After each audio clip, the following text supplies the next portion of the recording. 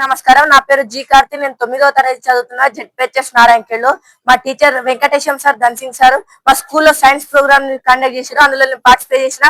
నేను చేసిన ఎక్స్పెరిమెంట్ పేరు production of plants from animals. అంటే ఇప్పుడు రాత్రి పగలు రైతులు ఎంతో కష్టపడి పంటల దగ్గర ఉంటారు. ఎందుకుంటారు అంటే యానిమల్స్ పంటలను నాశనం చేసేస్తుంది.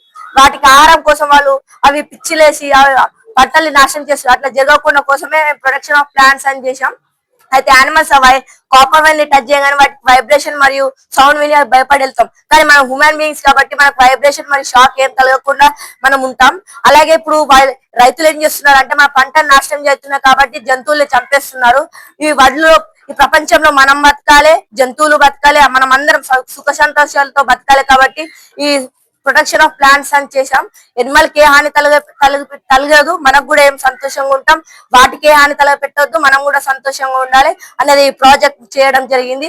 ఇది యూస్ఫుల్ 100% ఫార్మర్స్ కి తప్పకుండా యూస్ఫుల్ ఉంటుంది. ధన్యవాదాలు. పేరు వైష్ణవి. నేను 9వ తరగతి జిల్లా పరిషత్ ఉన్నత పాఠశాలలో చదువుతున్నాను. ఈ రోజు మా పాఠశాలలో సైన్స్ ఫేర్ చాలా ఘనంగా చేస్తున్నారు. అందులో నేను కూడా పార్టిసిపేట్ చేస్తున్నా. అందులో నేను స్మార్ట్ విలేజ్ అంటే స్మార్ట్ సిటీస్ ఎట్లా ఉంటాయో అలాగే స్మార్ట్ విలేజ్ కూడా చేసిన. అందులో స్మార్ట్ విలేజ్ ఎందుకంటే మనం చూస్తూ ఉంటాం విలేజెస్ లో కూడా డెవలప్మెంట్ అనేది జరగాలి. కానీ ఇప్పుడు చూస్తున్న ప్రస్తుతం కాలంలో డెవలప్మెంట్ అనేది జరుగుతలేదు.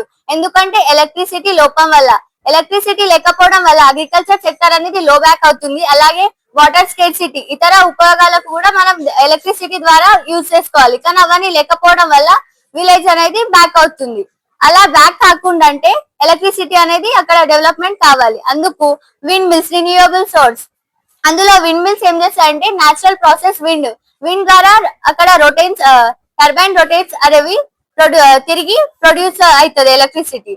అయినా ఎలక్ట్రిసిటీ మొత్తం విలేజ్ ఎంత అయితే సరౌండింగ్స్ ఉంటాయో అంత సరౌండింగ్స్ మొత్తంలో అది సప్లై అవుతుంది. ఎలక్ట్రిసిటీ సప్లై అయిన తర్వాత ఎవరికైతే ఏ పర్పస్ ఉంటుందో వాళ్ళు దాన్ని ఎలక్ట్రిసిటీని యూజ్ చేసుకుంటారు.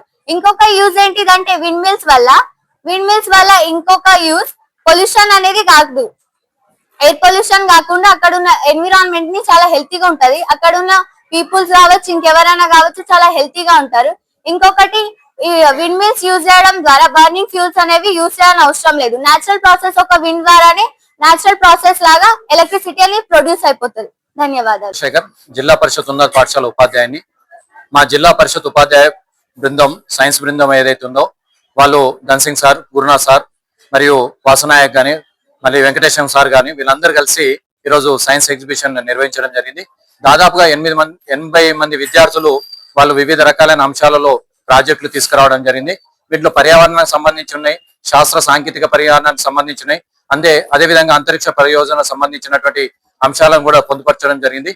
ఈ అంశాల లోపల విద్యార్థులు వారి సృజనాత్మకతను తయారు చేసినటువంటి ఈ సైన్స్ ఎగ్జిబిషన్ లోపల వాళ్ళ యొక్క ఆలోచనలన్నింటినీ భవిష్యత్తు భారతదేశ నిర్మాణం కానీ, సైన్స్ అండ్ టెక్నాలజీ అభివృద్ధికి కానీ, దేశం ఉన్నత స్థితికి ఎదగడానికి కావాల్సినటువంటి వైజ్ఞానికాన్ని అందించడానికి విద్యార్థులకు ప్రోత్సహిస్తూ వారి లోపల సృజనాత్మకత పెంపొందిస్తూ ప్రతినిత్యము ఈ అటల్ థింకరింగ్ ల్యాబ్ ఏదైతుందో దాని ద్వారా విద్యార్థుల లోపల ప్రేరణాదాయకమైనటువంటి అంశాలను పొందుపరచడం జరుగుతుంది.